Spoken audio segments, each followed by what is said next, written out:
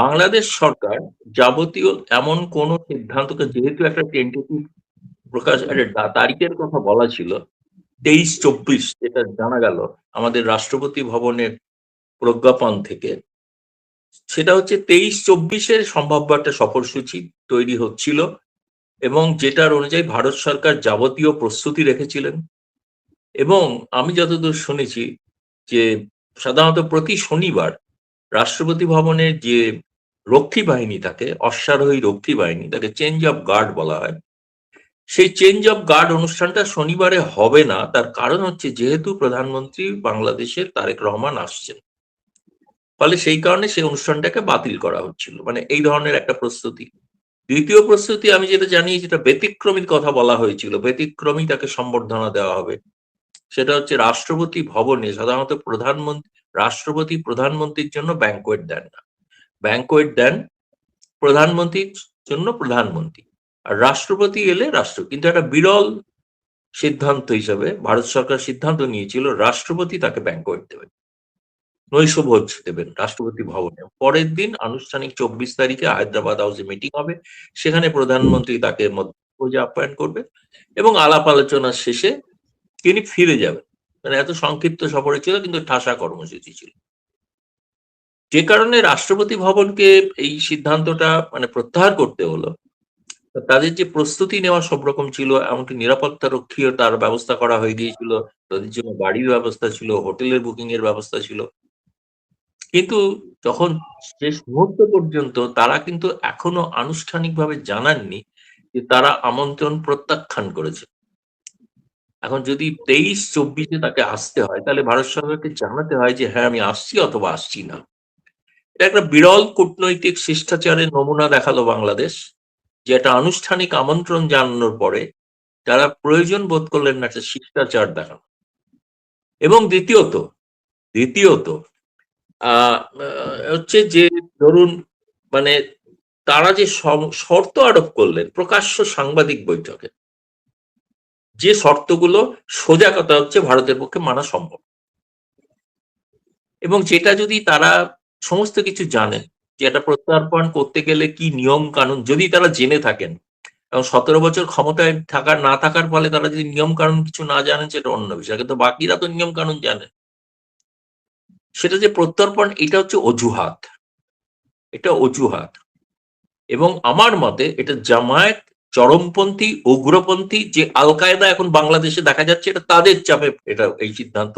তারা না করছেন না, হ্যাঁ করছেন হ্যাঁও বলছেন না, ঝুলিয়ে রাখলেন। এটা একটা অবমাননাকর।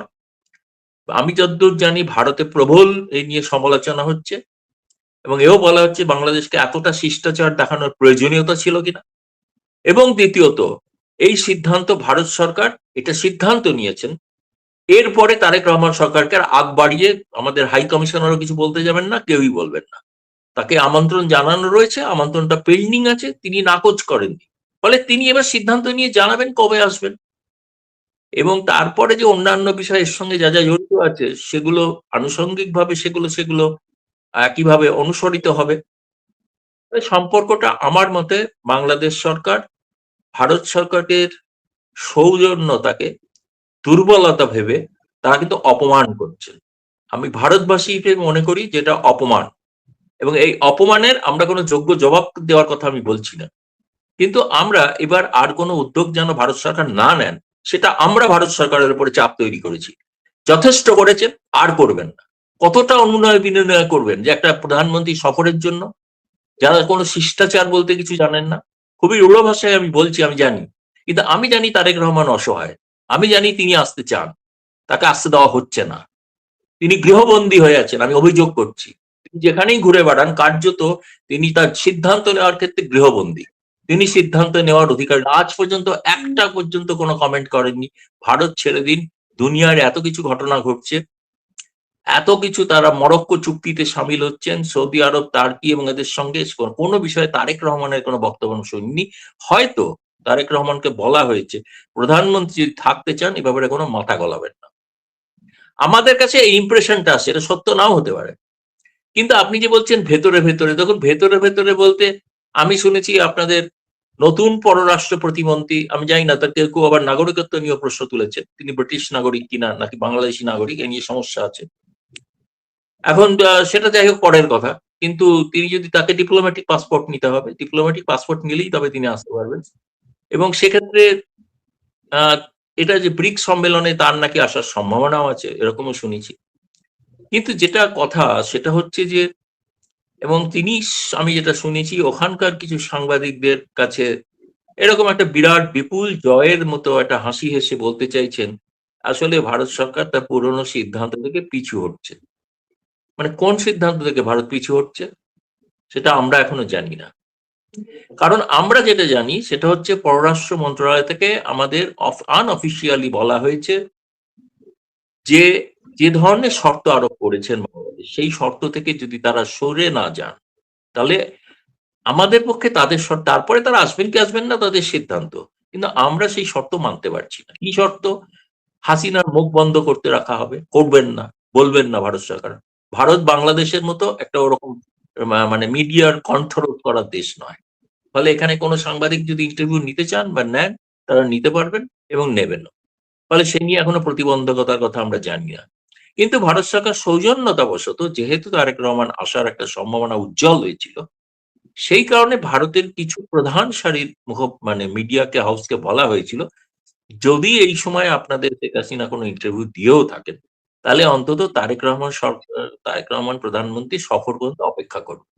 এখন জানেন না, তাহলে আবার একটা নতুন তিক্ততা, একটা নতুন তিক্ততা তৈরি হয়। সেটা কিন্তু ভারতের মিডিয়া কিন্তু মেনে চলছে। কিন্তু এখন যে পরিস্থিতি, আপনি জানেন যে ভারতবর্ষের বেশ কিছু সংবাদ গণমাধ্যমের সম্পাদকীয়তে বাংলাদেশ সরকারের তুমুল তোলপাড় করা, সমালোচনা করা হয়েছে, এবং তারা এটাও বলছে যে অত্যন্ত বাড়াবাড়ি করছে, এবং একটা মাত্র ইস্যুকে ধরে তারা একটা দ্বিপাক্ষিক সম্পর্ককে বিষিয়ে দিতে চাইছেন। এই সম্পাদকীয়তে লেখা হয়েছে, এবং সেইগুলোতে তারা কিন্তু এটা বোঝা উচিত তাদের, এটা অপরিপক্কতার পরিচয়। এভাবে যে তারা সরকার টিকিয়ে রাখতে পারবেন, এটা যদি ধারণা করে থাকেন, এটা আমি বলছি আমার মত, সেটা সম্ভব নয়। ফলে আপনি যেটা বলছেন ভেতরে ভেতরে আলোচনা, ভেতরে ভেতরে আলোচনা, যা খুশি হয়ে থাকে হয়ে থাকুক, বাংলাদেশ আর সিদ্ধান্ত থেকে, পক্ষ থেকে সরছে কিনা, আর ভারত সরকার তার সিদ্ধান্তকে সরছে কিনা, এটা পরিষ্কার হওয়া দরকার। আমরা যতদূর জানি আজ পর্যন্ত ভারত সরকার যে কথা ঘোষণা করেছেন পররাষ্ট্র মন্ত্রণালয়, সেটা মানা সম্ভব নয়, সোজা কথা। তারপরে যদি আসতে চান আসতে পারেন। দাদা, তার মানে তো পরিষ্কার একটা টানাপোড়েন শুরু হয়েছে নতুন করে। আমি এই টানাপোড়েনের এখন পর্যন্ত যেটা হয়নি, মানে ভবিষ্যতে তারেক রহমান যাবেন কি যাবেন না এটা তো তার সিদ্ধান্ত। এখন পর্যন্ত যা ঘটেছে তার ক্রিয়া প্রতিক্রিয়া কি, মানে দুই দেশের অন্যান্য সেক্টরগুলোতে, ব্যবসা বাণিজ্য, জ্বালানি, ভ্রমণ, ভিসা, এগুলাতে ক্রিয়া প্রতিক্রিয়া কি কেমন হতে পারে বলে আপনি মনে করেন? যেগুলো চলমান সিদ্ধান্ত, যেগুলো ঘোষণা করা হয়ে গিয়েছিল, সেগুলো এই কারণে প্রতিহিংসা নেওয়ার জন্য সেগুলো বন্ধ করে দেওয়া হবে, এমন কোনো সিদ্ধান্ত ভারত সরকার নেয়নি। কারণ ভারত সরকার মনে করেন যে সরকারের সঙ্গে নয়, বাংলাদেশের মানুষের উপকারের জন্য তারা কল্যাণমুখী প্রকল্প অব্যাহত রাখতে চান। ফলে যে পর্যটন ভিসা দিয়ে চালু করেছেন, সেটা আমার মনে হয় না যে এখনই প্রত্যাহার করার কোনো সিদ্ধান্ত হয়েছে বলে। কিন্তু ধরুন যে, যেগুলো আপনার বর্তমান যে ডিজেল সরবরাহ, সেটা যেরম চলছিল সেরম চলছে, বিদ্যুৎ সরবরাহ চলছে। আপনাদের অসুবিধা হলে, সেখানে দরকার হলে কাঁচা সবজিও যাচ্ছে, সেটাও পাঠানো হচ্ছে। কিন্তু এর ওপরে বাড়তি যে আরো অনেক কিছু, যেটা ভারতের হাই কমিশনার বলে এসেছিলেন তারেক রহমানকে, যে আপনি আর যা যা আপনার সুবিধার্থে যা যা চান, আপনার সংকট লাঘবের জন্য যা যা করতে চান, সেটা ভারত সরকার আপনাকে করতে রাজি আছে, কিন্তু আপনাকে তার জন্য ভারতে আসতে হবে। এখন এইটার থেকে বলাতে তার ধারণা আছে ভারত ভীষণ দুর্বল। এখন কি করা যাবে? কেউ যদি ভেবে বসে থাকেন যে ভারত দুর্বল, তাহলে তাকে, আমি তো এখান থেকে বসে পাম্প করে বলতে পারবো না যে না, ভারত প্রবল শক্তিশালী। ভারত কি সেটা আমরা জানি, কিন্তু আমরা ভারতীয়রা জানি। যদি এই বর্তমান সরকার, বাংলাদেশের অধিকাংশ মানুষ এটা মনে করেন না। বাংলাদেশের অধিকাংশ মানুষ, আমি বলবো বৃহত্তর অংশের মানুষ, তারা ভারতের সঙ্গে সুসম্পর্ক চান। যার প্রমাণ আপনারা দেখেছেন, ভিসা লাইনের ভিড়। তারা যদি ভারত বিরোধী হতেন, ভারত সম্পর্কে যদি এত তাদের নেতিবাচক ধারণা হতো, তারা রাত জেগে সারাদিন ধরে লাইনে দাঁড়াতেন না। ফলে সাধারণ মানুষ ভারতের পক্ষে। ভারতের পক্ষে যারা নয়, বিরোধী যারা, তারা হলেন একদল রাজনৈতিক নেতা, একদল চরমপন্থী, একদল উগ্রপন্থী, যারা বাংলাদেশকে আবার পূর্ব পাকিস্তান করতে চান।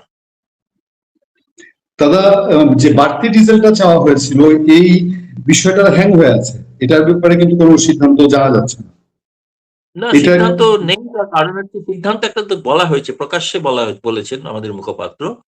তিনি বলেছেন ভারত ও বাংলাদেশের মধ্যে ডিজেল সরবরাহের একটা ব্যবস্থাপনা আছে, সেই ব্যবস্থাপনা অনুসারে শেখ হাসিনার তৈরি করা পাইপলাইন দিয়ে বাংলাদেশের ওই বর্তমান যারা আছেন তাদেরকে সমস্ত তেল ফেল পাঠানো হচ্ছে, কিন্তু বাড়তি তারা আরো চেয়েছেন। সেটা ভারত সরকার জানিয়েছে যে আমরা ভারতের আভ্যন্তরীণ আন্তর্জাতিক ক্ষেত্রে তো একটা ডিজেল বা তেলের সংকট আছে না, সমস্ত জাহাজ হরমুজ প্রণালীতে আটকে আছে, বাংলাদেশেরও আটকে আছে অনেক গ্যাসের, যেগুলো গ্যাস নিয়ে আসার কথা। ফলে এই ভারতের আভ্যন্তরীণ যে চাহিদা, সেটাকে এটাকে না মিটিয়ে মানে আগ বাড়িয়ে কোনো বাড়তি কিছু করা যাবে না। দ্বিতীয়ত তেল শোধনাগার যেগুলো, তাদের একটা উৎপাদনের ক্ষমতার একটা সীমাবদ্ধতা আছে। আপনি চাইলেই কিন্তু মানে 1,00,000 টন যদি উৎপাদন করার সম্ভাবনা থাকে, সেটাকে আপনি 2,00,000 টন ক্ষমতা সম্পন্ন জায়গায় নিয়ে যেতে পারবেন না। আপনি একটা হাঁড়িতে যদি ভাত রান্না করেন, সেই হাঁড়িতে যতটুকু চালের ভাত হতে পারে ততটুকুই তো হবে না। আপনাকে যদি অনেক লোকের জন্য করতে হয়, পিকনিকের মতো করতে হয়, দাওয়াত দিতে হয়, অনেককে খাওয়াতে, তাহলে বড় হাঁড়ি আনতে হয় না? সেই হাঁড়িটা তো বড় নয়, হাঁড়িটা তো সীমিত সীমিত আয়তন। ফলে সেই মধ্যে থেকে যতটুকু দেওয়া সম্ভব, তার কিন্তু কোনোটাই ভারত বন্ধ করেনি। এটাকেও কিন্তু ভারতের তার একটা যুক্তি কখনো কখনো কেউ দেন যে সরকারের পক্ষে, নির্লজ্জের মতো যুক্তি দেন। সেটা হচ্ছে এটা ব্যবসায়িক সম্পর্ক, আমরা তো ফ্রিতে নিই না, বিনা পয়সায় নিই। তা আপনি ফ্রিতে পাকিস্তান থেকে নিন না, কে বারণ করেছে? আপনি বলে দিন ভারত থেকে নেবো না, ভারত থেকে বিদ্যুৎও নেবো না, ভারত থেকে ডিজেলও নেবো না, ভারত থেকে কাঁচা মরিচও নেবো না। আপনি বলে দেন, প্রকাশ্যে ঘোষণা করে দেন আপনি নেন পাকিস্তান থেকে, তুরস্ক থেকে, কি চীন থেকে। কে বারণ করেছে? বারণ তো কেউ করেনি, কিন্তু আপনি নেবেনও, আবার বলবেনও এসব কথা, আবার বাড়তিও চাইবেন, আবদার করবেন। একটা হাস্যকর পরিস্থিতি, মাঝখান থেকে বাংলাদেশের মানুষের দুর্গতি, কষ্ট বাড়ছে। এটা দুর্ভাগ্যের বিষয়। ক্ষতিগ্রস্ত হচ্ছেন কেউ এই রাজনৈতিক নেতারা নয়, তাদের প্রত্যেকের বাড়িতে কিন্তু গ্যাস আছে, বিদ্যুৎ আছে, আলো জ্বলছে, খাবার দাবার হচ্ছে, মুরগি মাটন সব খাচ্ছেন। হ্যাঁ, এবং দরকার হলে তারা গরুর মাংসও খাচ্ছেন। কিন্তু সাধারণ গরিব মানুষের পক্ষে জোগাড় করাটা মুশকিল হয়ে যাচ্ছে। আমি জানি বহু মধ্যবিত্ত মানুষ, তারা গ্যাসের সংকটের জন্য ইলেকট্রিক হিটার কিনেছিলেন। ইলেকট্রিক হিটারে রান্না চাপিয়ে দেওয়ার পর বিজলি চলে গেছে, সারাদিনে বিজলি আসেনি। ঢাকা শহরের কথা বলছি, আমি গ্রামের কথা বলছি না। গ্রামে তো 12-14 ঘন্টা নাই। কিন্তু এইরকম একটা পরিস্থিতিতে মধ্যবিত্ত মানুষ, তারাও কিন্তু নীরব হয়ে আছেন ঠিকই, কিন্তু এই নীরবতাটা কিন্তু ধীরে ধীরে বারুদের স্তূপের মতো জমছে। এটা বিস্ফোরণ একটা সময় সত্যি সত্যি হয়েছিল, আবার প্রয়োজনে একটা বিস্ফোরণের মুখে বাংলাদেশ, এ বিষয়ে কোনো সন্দেহ নেই। দাদা, আমাদের পররাষ্ট্রমন্ত্রী ইকবালুর রহমান, তিনি আজকে দুইটা কথা বলেছেন। একটা বলেছেন যে ভারতের সাথে কবে স্বাভাবিক সম্পর্ক হবে, এটা ঠিক নির্দিষ্ট করে বলা যাচ্ছে না। তার কথার অর্থ এটাই। আর একটা কথা বলেছেন যে প্রধানমন্ত্রীকে ভারত দাওয়াত দেয়নি, ভারত দাওয়াত দিয়েছে বিমস্টেকের চেয়ারপারসনকে। এই পার্থক্যটা বুঝতে হবে আমাদেরকে। মানে আমাদের সাংবাদিকরা যখন বারবার প্রশ্ন করছে যে ভারত সফর নিয়ে কি হলো, কি সেই পার্থক্যটা আপনি কি বুঝেছেন, বা আপনার দিক থেকে কি মনে হয় উনি কেন এইটা মিন করছেন? আমি যেটা বুঝেছি সেটা, খলিলুর রহমান, আমার ধারণা তিনি ঠিকই বলেছেন, ভুল বলেননি। আমার ধারণা তিনি বোঝাতে চাইছেন যে একটা দ্বিপক্ষীয় সফরের একটা আমন্ত্রণ অলরেডি রয়েছে, তারা তো সেটাও গ্রহণ করতে পারেন। সেটা তো প্রধানমন্ত্রী তারেক রহমানকে দেওয়া হয়েছিল, তাই না, ফেব্রুয়ারি মাসে। আর একটা আমন্ত্রণ জানানো হয়েছিল, তিনি যখন সেটা নিয়েও গড়িমসি করছেন, তখন আর একটা আমন্ত্রণ তাকে দেওয়া হয়েছিল বিমস্টেকের সভাপতি হিসেবে। কে দিয়েছেন? ব্রিক্সের সভাপতি। ব্রিক্সের সভাপতি হচ্ছে নরেন্দ্র মোদী। তিনি বোঝানো চায় বাংলাদেশের, মানে যদি কেউ তার ভিন্ন ব্যাখ্যা করেন সেটা অন্য, তিনি খুব ঝানু কূটনীতিবিদ, এবং তিনি স্পষ্ট ভাষায় বলেছেন দুটি আমন্ত্রণ আছে, এটা আপনাদের খেয়াল রাখতে হবে। সাংবাদিকদের এই প্রশ্নটা এখনো কেন করেন না তারা, আমি থাকলে, ঢাকায় থাকলে এই প্রশ্নটাই করতাম। আপনি কোনটা আমার গ্রহণ করেছেন, কোনটা খারিজ করেছেন, এটা পরিষ্কার করে অন্তত বলতে হবে তো। আমি দ্বিপক্ষীয় সফরের আমন্ত্রণটা পেন্ডিং, ওটা আমি দেখেছি, কোনো সময় হয়তো যেতে পারি, কিন্তু ব্রিক্স টেকের যে যাবো না, এটাও তো বলছেন না। না, বুঝতে হবে, বুঝতে হবে। বাংলাদেশের মানুষ বুঝছেন না, সাংবাদিক বুঝছেন না, তা আমরা বুঝে কি করব? তিনি গ্রহণ করেছেন না প্রত্যাখ্যান করেছেন, এই প্রশ্নটা তো বাংলাদেশের সাংবাদিকদের করা উচিত ছিল, কেউ করছেন না কেন আমি বুঝতে পারছি না, সাধারণ প্রশ্ন। আমি এখানে যদি যে কাগজের কোনো দায়িত্বপ্রাপ্ত কোনো সম্পাদক হতাম বা চিফ রিপোর্টার হতাম, আমি আমার বিট কভার রিপোর্টারকে বলতাম, তুমি প্রথম প্রশ্ন এইটা করবে, আপনার কোনটা গ্রহণ করছেন, নাকি দুটোই করছেন, নাকি দুটোই গ্রহণ করছেন, যে কোনো একটা উত্তর দিন, বলুন। জি। আহ, আমাদের তো এখন শক্তিশালী একটা পররাষ্ট্র দপ্তর, আপনারা বুঝতেই পারছেন যে এখানে একজন মন্ত্রী আছেন, দুজন প্রতিমন্ত্রী, প্রথমবারের মতো বাংলাদেশের ইতিহাসে। তো সেখান থেকে নিশ্চয়ই তারা গভীরভাবে চিন্তা করছে, তারা তারা যে যে প্রেসারেই তারেক রহমানের টুকটা হোক না হোক। আমি সবশেষ তারা একটা বিষয় শুধু ছোট করে জানতে যাব, আপনাদের চিকেন নেক নিয়ে কি নতুন কোনো চিন্তা ভাবনা হচ্ছে, বা চিকেন নেকের নিরাপত্তা হঠাৎ করে আরো বেশি বাড়ানো হয়েছে, এরকম কোনো বিষয় আছে কি এটার প্রেক্ষাপটে? প্রেক্ষাপট হচ্ছে বাংলাদেশ থেকে ক্রমাগত নানা ধরনের জঙ্গি সংগঠন, নানা ধরনের, ইউনূস যখন ছিলেন তিনি চিকেন নেকের ওই জায়গাটা উত্তর পূর্ব ভারতকে দুর্বল করার কথা তিনি বলেছিলেন। আরো আনুষঙ্গিক নানাবিধ বিষয় আছে, কিন্তু সেই চিকেন নেকের নিরাপত্তাকে জোরদার করার জন্য স্বরাষ্ট্রমন্ত্রী অমিত শাহ নিজে ওখানে সফর করছেন, তিনি সেখানে বৈঠক করছেন। সেখানকার পরিকাঠামোগত বিষয়গুলোকে আরো বাড়ানোর কথা হচ্ছে। চিকেন নেককে অনেকে একটা বাংলাদেশে চালায়, বা কেউ কেউ আছেন যারা মনে করেন যে ওখানকার বিএনপি সরকার বিরোধী যারা, তারা মনে করেন ভারত কেন চিকেন নেককে প্রসারিত করছে না, অর্থাৎ মানে চট্টগ্রাম বা চট্টগ্রামকে কেন দখল করে নিচ্ছে না। সেটা ভারতের কোনো লক্ষ্য নয়। ভারত তার নিজের আত্মরক্ষার স্বার্থে সেখানকার প্রতিরক্ষা সংক্রান্ত পরিকাঠামো তারা আরো শক্তিশালী করছেন। কারণ বর্তমান বাংলাদেশের যে অবস্থা, আপনি হয়তো নিশ্চয়ই জানেন যে জাতিসংঘের যে রিপোর্ট যেটা প্রকাশিত হয়েছে, যে আল কায়দা ঘাঁটি করেছে, এবং যার ফলে ভারতের নিরাপত্তা বিঘ্নিত। এখন তো সন্দেহ করা হচ্ছে যে ভারতের লালকেল্লায় যে জঙ্গিরা এসেছিল তারাও আল কায়দা, তাদের সঙ্গে বাংলাদেশের আল কায়দার যোগাযোগ আছে কি নেই, এই ব্যাপারটাও তদন্ত করে দেখা হচ্ছে। দ্বিতীয়ত, বেশ কিছু জঙ্গি অতি সম্প্রতি গত কয়েকদিনের মধ্যে তাদের জেল থেকে ছাড়া পেয়েছেন, মুক্তি পেয়েছেন। ফলে এইটা তো আরো বেশি বিপজ্জনক জিনিস। এবং ভারতের প্রধান গিয়ে তাকে তো বলে এসছেন, তাদের প্রতিরক্ষা উপদেষ্টাকে, কি ধরনের আশঙ্কা তারা করছেন। সেই জন্য আমি বলছি, এই কথাটাকে সব মিলিয়ে দাঁড়াচ্ছে বাংলাদেশ কিন্তু একটা ভয়াবহ বিস্ফোরণের বারুদের স্তূপের উপর দাঁড়িয়ে পড়েছে। একটা আগুনের ছোঁয়া পড়লেই কিন্তু বিস্ফোরণ ঘটতে পারে। এটা খুব দুর্ভাগ্যজনক হবে, এটা ভারতেরও ক্ষতি হবে। সেই জন্য ভারত তার প্রতিরক্ষা সংক্রান্ত আত্মরক্ষামূলক ব্যবস্থা গ্রহণ করছে। Thank you very much. আজকের এই ছোট্ট অনুষ্ঠান এখানে শেষ করছি। নমস্কার।